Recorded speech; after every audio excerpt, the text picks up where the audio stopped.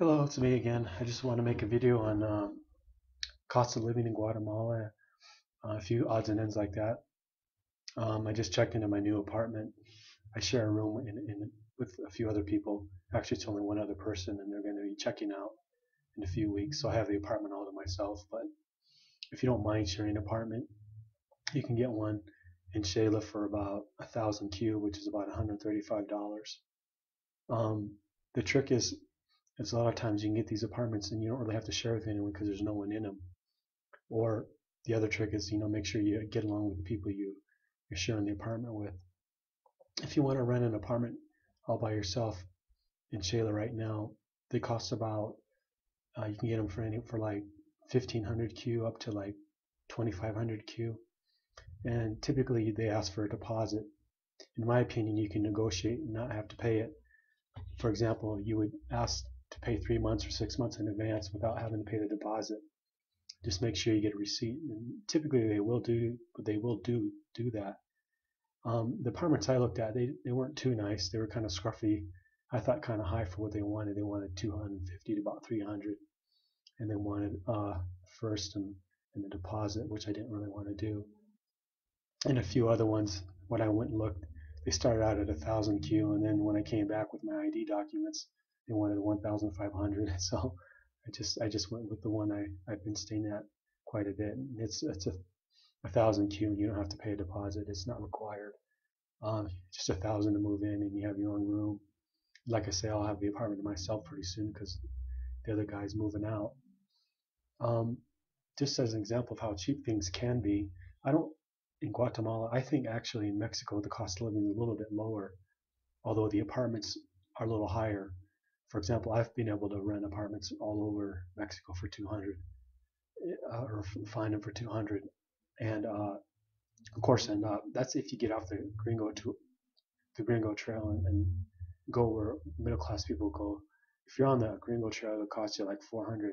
But as a matter of fact, you can rent in Acapulco in the nice part of town for 2 or 300 for like a studio apartment, and it's really not bad. It's AC and includes your typically your Wi-Fi and things like that.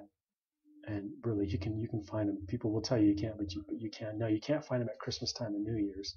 So you're gonna have to come on down in the off season and then rent them then, if you want to get a cheap place in Mexico. Anyhow, here's an example of what I just got tonight for my dessert. It's a cake, as you can see, and a cookie. Now the cake and cookie was about 4.5 Q each. That's about it's less than five. That's about 80 cents, I would say. There's about 7.5 Q to the dollar right now, and it's a nice piece of cake, and just a nice. It's two pieces of cookie kind of stuck together with frosting and stuff on it. That's an example of what you get for like 9.5 Q. And my papaya is about 25 or 30 cents. You get these in the market like three big chunks for like 5 Q. I usually mix. I usually get one big chunk of papaya, one big chunk of pineapple, and then typically I'll get the muskmelon, or what some people call a cantaloupe in the U.S., but it's 3 for 5. And if you're willing to buy your fruits and vegetables and stuff in the market, you can get it pretty cheap.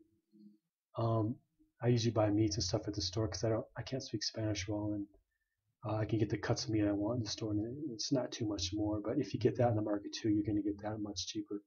But for vegetables, I just get them in the market. They're much cheaper.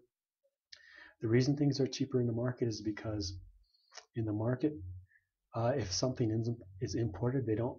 It goes through the aduana and they pay kind of a gift, and instead of paying the IVA or the import taxes and the IVA, uh, they don't have to pay it. That's about 12 to 15% in Central America, depending on where you're at. So when you factor in the IVA and those other import taxes and income tax and corporate tax, they don't pay any of that, and they probably don't earn enough to even pay it anyways. But because of that, that's why you get things maybe 15 to 20% cheaper than you would in the market. Now for vegetables, it's a lot cheaper. It's not 15 to 20%. It's like 50, 60, 70% of what you'd pay like in a like El País, for example, or Walmart, places like that. Um, anyhow, like in my place, for 1,000 Q, everything's included: the Wi-Fi, the water, electric. So I can't comment too much on that. It's not too much in a private apartment. I know people will have them. It can be 15, 20, $30, unless you have a lot of gadgets, then it could be 50 or $100. If you live in the hot part of the country, I live in the Altiplano, and you're running your AC a lot, then it could cost you 300 or 400 maybe, because electricity can be expensive down here. Um, Transportation, to get around. If you take the chicken bus, which I don't recommend, that's like a quarter, in town. If you take the little vans I got here, that's like 2Q. I think that's like a little over a quarter, 25, 30 cents. But here in town, I just walk everywhere, so you don't need to take that too often. If you can get the taxis, not have to pay the gringo price, which is not easy. It's like 20Q or less, 15 or 20. Buses to get around in the country, across the country, that's pretty cheap too. You can go where I'm at in Xela for like 65, 70Q on one of the first class buses, which isn't quite as comfortable as a first class bus in Mexico, but it'll do. It's pretty nice. As an example, when I lived up on the lake, you can go from the lake to the capital for like 30Q on that chicken bus. The only reason I did that is because they're more convenient. Unless you want to get up at the butt crack of dawn, you can't take a first class bus during the day typically. Usually it's really early in the morning or really late at night. Oh no, that's Antigua. I'm sorry. So it just depends where you're at, but usually they're pretty early in the morning. So I only take the chicken bus if it's an emergency, if I have to get someplace. Typically, I just take the shuttles. Those can run 20, $30 and up, maybe 50 tops. And then I just take the local Tika bus when I want to go from capital to capital. And Tika buses can be 25, $30 one way from like the capital of Guatemala to the capital of El Salvador, and then from El Salvador to I want to say Tegucigalpa is like 25 or $30. But once you start going from Honduras to Managua, I think it's 40 or 50. I can't remember. It might be a little higher than that. But it's not bad at all. It's fairly affordable. The only trouble is you have to get up really early, and if you're at a hotel and you can't get a taxi, well, you just missed your bus. So make sure you stay at a hotel where you can walk right to the bus, or the bus is right there. And with Tika Bus, that's how they do it. They have hotels right where they pick you up at the bus, so that's fairly nice. And they have fairly nice hotels too. They have some cheap, scuzzy ones, but they also have really nice ones for 15 or $20 or $30 if they're full and you have to pay a little extra. Um, so that's a few words on cost of living in Guatemala. Thanks for watching, and if you liked the video, like it, and if you have any comments, let me know what you think, and subscribe if you want to subscribe, but mainly I'm looking for comments. Thanks.